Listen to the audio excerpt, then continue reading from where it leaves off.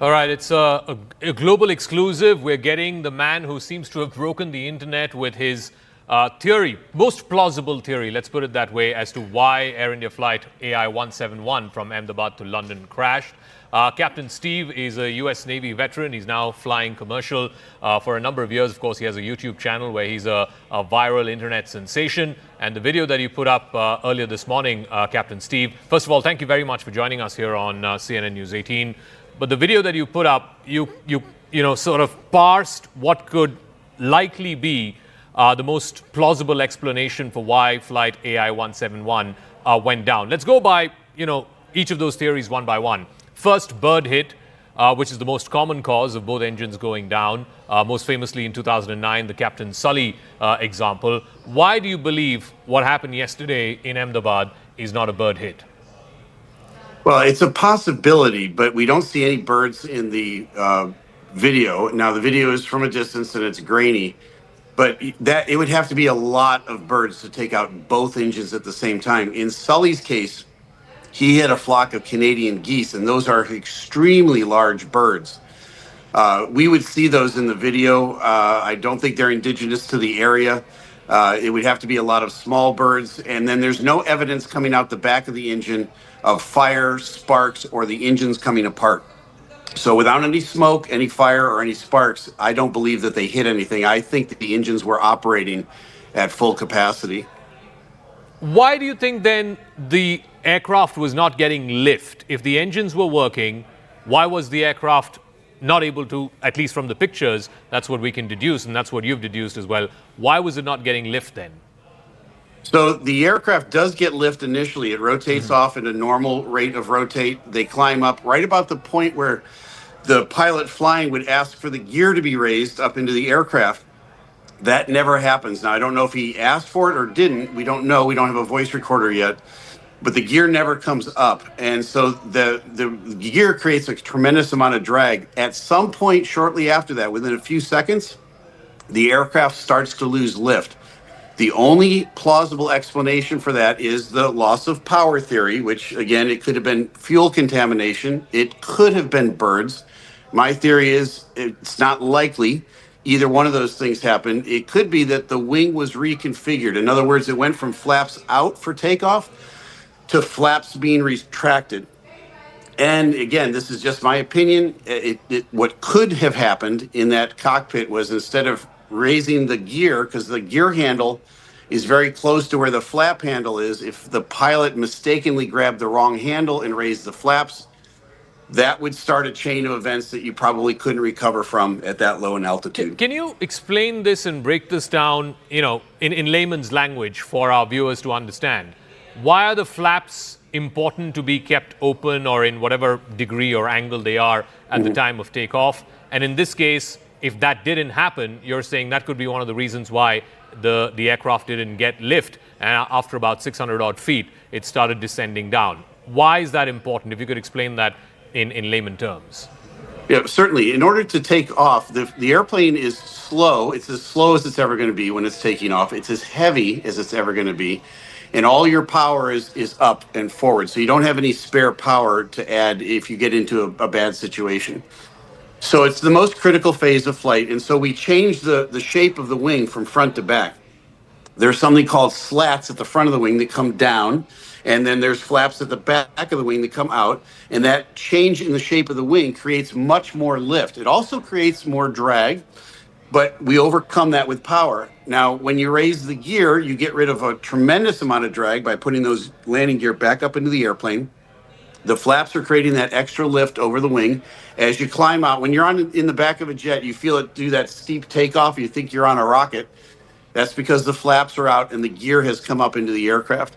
Then at the appropriate speed, and that's the key word, the appropriate speed, you begin to retract the flaps and change the shape of the wing back to a more aerodynamic shape so that you can speed up and accelerate.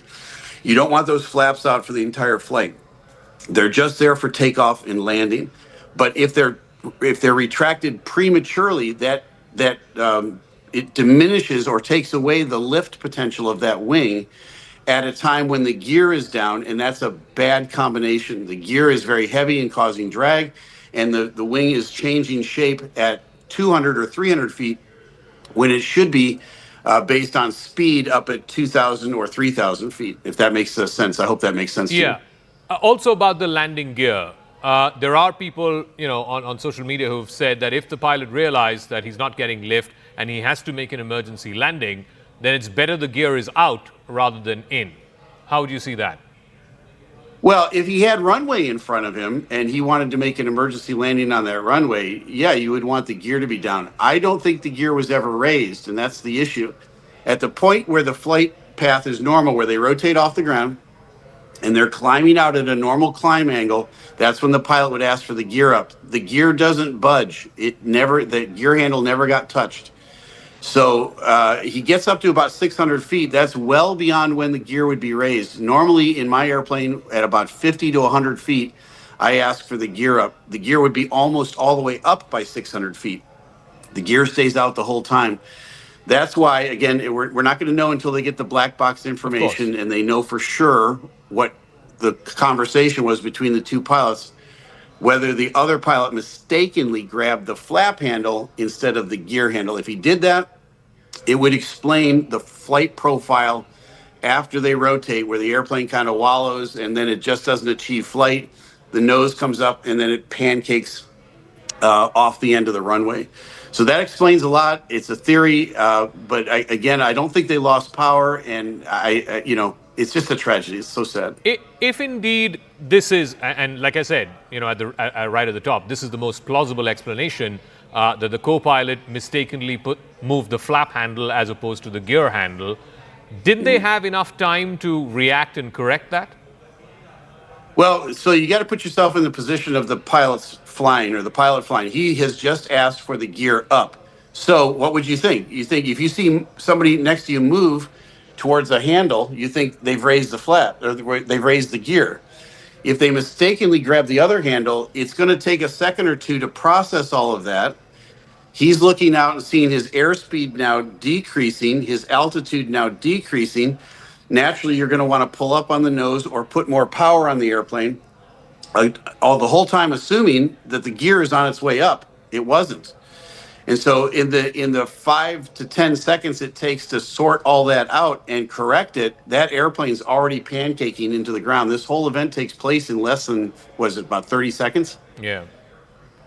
And finally, the final theory, which is that of fuel contamination. I think there's been one example in the past. I think it was a British Airways plane. It was certainly over the UK, where they found fuel contamination leading to both engines seizing, and thereby the flight crashed. You don't buy that theory either. Well, I think they would have known the fuel was contaminated when they were driving down the runway. When they pushed the power up, they would get some indication the engines would begin to sputter or stall. They have no indication at that. At least we don't see any of that from the photos. They rotated a normal spot on the runway. They climb out for at least for the first 300 or 400 feet normally. If it was fuel contamination, the fuel vehicles that they use to fill the trucks have sensors on them that sense water or any contamination in the fuel at all. And they're very sensitive. If there's even a drop of water in the fuel, the machine automatically shuts off fueling to that jet.